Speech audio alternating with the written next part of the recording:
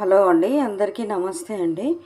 ఈరోజు అయితే మరి నేను ఎండి చేపలు చింత చిగురు ఒక కప్పు చింత చిగురు తీసుకున్నా. దానికి కావాల్సిన ఐటమ్స్: ఒక పెద్ద ఉల్లిపాయ తీసుకున్నా, 3 టమాటాలు, 4 పచ్చిమిరపకాయలు తీసుకున్నా. ఈ చింత చిగురును బాగా ఇట్లా నలుపుకోవాలండి. చింత చిగురు ఇట్లా పొడి పొడిగా చేసుకోవాలి. చేసుకుంటే బాగా ఇట్లా మెత్తగా చేసుకోవాలి. అప్పుడు మా నాయనమ్మ వాళ్ళైతే చాట్లో వేసి ఇదంతా ఎందుకు ఇట్లా నలుస్తారంటే, దీంట్లో అవి పుల్లలు పుల్లలాగా ఉంటాయి కదా ఎగురువి, అవి పొయ్యి ముట్టించి బాండి పెట్టాను.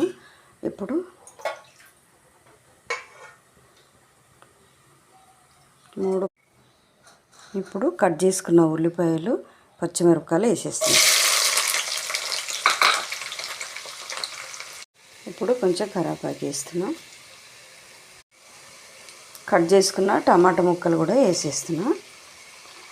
అవి బాగా మగ్గించుకోవాలి. నూనెలో సిమ్లో పెట్టుకొని.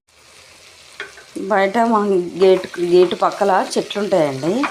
అక్కడ చెట్టుకు వెతికితే ఒక వంకాయ దొరికింది. ఇప్పుడు ఒక స్పూను పసుపు వేస్తున్నా. కొంచెం చింతపండు తీసుకున్నానండి. ఇక చిన్న నిమ్మకాయ అంత తీసుకున్నా. ఇది బాగా పిసుకొని వేసుకోవాలి. ఇప్పుడు కారం వేస్తున్నా. 4 స్పూన్ల కారం వేస్తుందండి. స్పూన్ అంటే ఇది చాలా చిన్నది.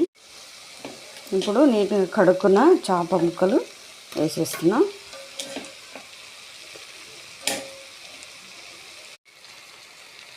ఇప్పుడు పిసుకున్న చింతపండు పులుసు కొంచెం వేస్తున్నాను. కొంచెం చింతపులుసు మాత్రం ఖచ్చితంగా వేసుకోవాలండి. ఎందుకంటే చింత చిగురు కొంచెం ఒగురుగా ఉంటుంది కాబట్టి మనకు చింతపండు పులుసు బాగా ఉడికేటప్పుడు నలుచుకున్న చింత చిగురు వేసేసుకోవాలి. ఇప్పుడు వేసేస్తున్నాం. కూర అయిందండి. ఇప్పుడు లాస్ట్లో కొత్తిమీర వేసుకుంటే సరిపోతుంది.